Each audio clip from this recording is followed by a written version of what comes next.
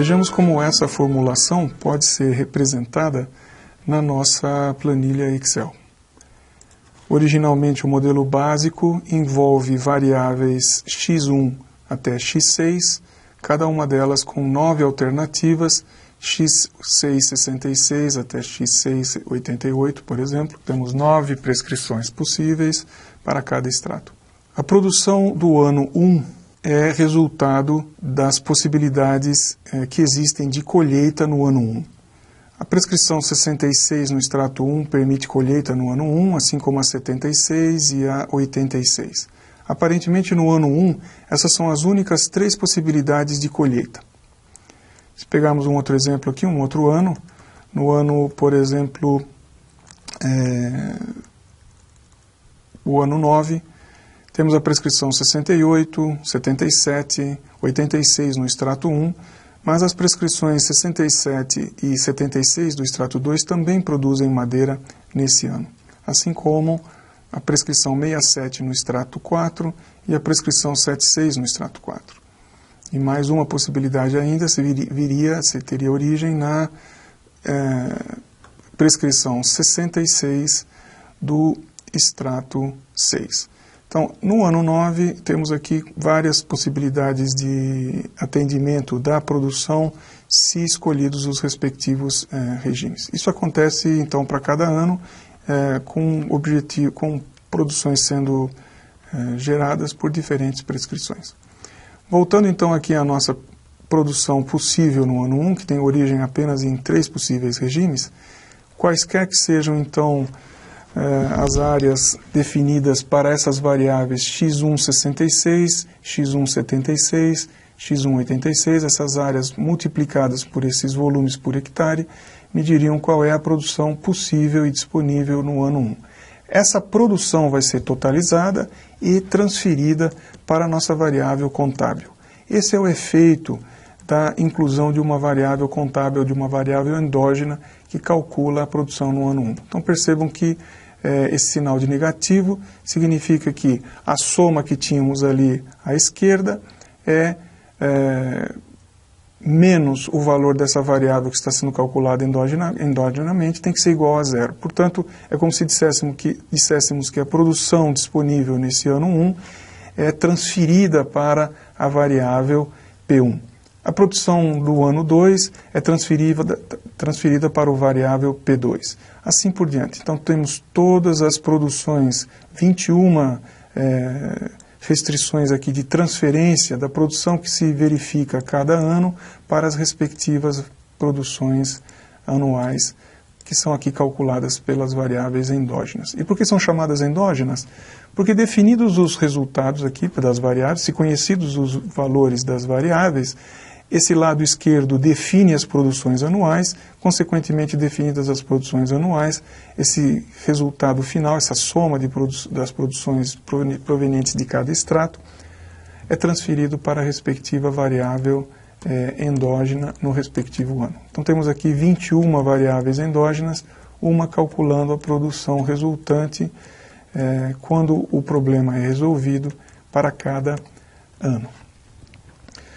A produção anual agora é conhecida, temos então P1, P2, P3 e P4, resultado de se escolherem valores para as variáveis do nosso problema. Essas produções, esses valores representam as produções anuais. E a novidade, a segunda novidade vem agora, quando eu posso então manipular essas variáveis P1, P2, P3 e P4. O que essas linhas aqui estão me dizendo? Se eu disser que P1 e P2 passam a ser agora condicionadas através de um sinal de igual, então a produção do ano 2 tem que ser igual à produção do ano 1, a produção do ano 3 tem que ser igual à produção do ano 2, a produção do ano 4 tem que ser igual à produção do ano 3. Então o ano seguinte tem que ter produção igual à do ano anterior. É isso que essas linhas que agregamos ao nosso modelo de programação linear estão nos dizendo. Se definidas essas novas condições impostas nas nossas variáveis endógenas, vemos que o nosso problema passa a ter agora uma condição muito especial de que as produções anuais têm que ser iguais. O curioso dessa formulação é de que em nenhum momento eu precisei dizer qual é essa produção anual. Na verdade, o modelo matemático vai tentar calcular e vai ver se é possível gerar produções anuais que são absolutamente idênticas, uma com relação à outra. A do ano 2 com a 1, do ano 3 com o 2 e assim por diante. Vamos ver isso funcionando executando o solver. Então, a função objetivo foi definida na célula BZ, é um problema de maximização. As nossas incógnitas agora estão definidas nas células C4 até BY4. Temos as restrições de área, definidas nas linhas 5 a 10, e as demais restrições, que são todas elas de igualdade, definidas nas linhas 11 a 51. Left hand side é igual ao right hand side. Essas condições, como já explicado, permitiram definir as variáveis endógenas e depois impor para essas variáveis endógenas condições especiais. Podemos resolver agora o problema e vemos qual o valor encontrado para as produções aqui dos anos 1 a 21. Como era de se esperar, a programação linear encontrou uma solução atendendo à nossa forte restrição de que as produções anuais sejam idênticas. Produção do ano 2 igual a do 1, 3 igual a 2, 4 igual a 3, todas as produções anuais foram então respeitadas ou impostas como idênticas. Isso obviamente gerou um resultado do ponto de vista matemático adequado, mas do ponto de vista prático muito pouco interessante. Reparem que a função objetivo antes tinha um valor bastante alto de 3.500.000 e o que vemos é que para que essa produção anual se estabilizasse em torno de um valor, é certo que o mais alto possível, mas um valor idêntico de produção anual, a área foi abandonada. Então, reparem que no extrato 1 tínhamos 147 hectares e estamos usando apenas 99, aqui tínhamos 72, estamos usando 22, nos extratos 3, 5 e 6 as áreas foram totalmente utilizadas, mas nos extratos 1, 2 e 4 as áreas totais não chegaram a ser utilizadas.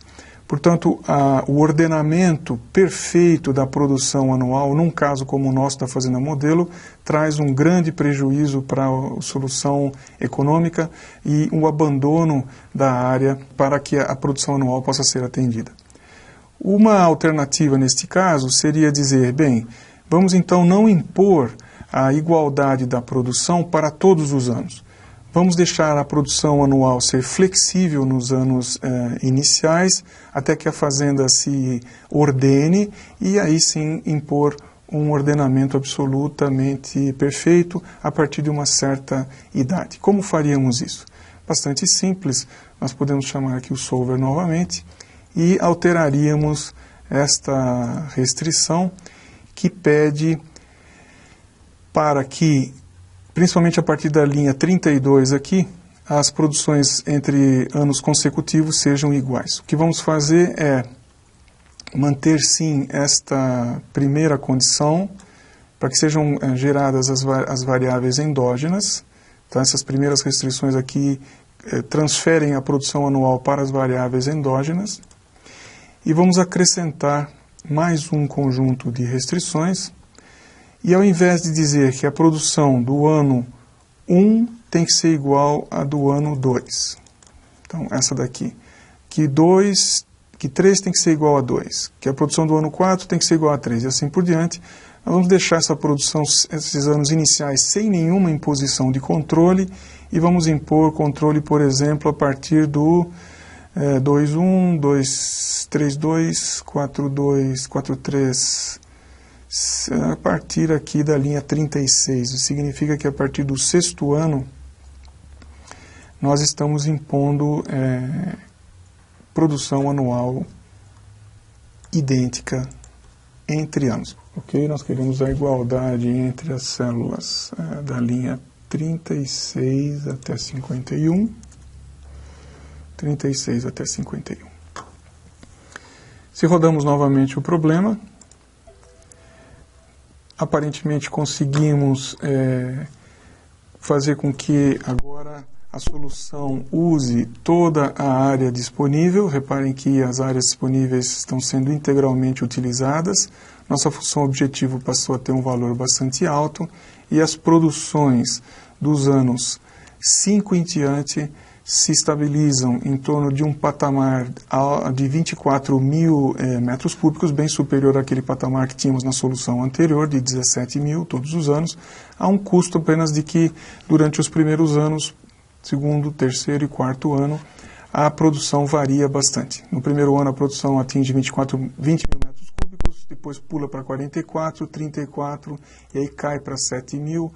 Isso é necessário para que, com os cortes e colheitas sendo feitos de uma nova forma, agora se ordene a fazenda em 4 anos para que a produção seja estabilizada. Poderíamos também, ao invés de forçar produções idênticas ao longo dos anos, poderíamos apenas exigir que a produção fosse não decrescente. Aqui eu vou dizer que, por exemplo, a produção do ano 5 tem que ser maior ou igual à produção do ano 4. E vamos fazer isso para os demais anos, impor que a produção do ano anterior fique condicionada à do ano subsequente, ou seja, que a do ano subsequente seja maior ou igual à do ano anterior. É isso que essa restrição está dizendo em cada um desses casos. Então lembre-se que a gente tinha isso definido nas linhas 36 a 51.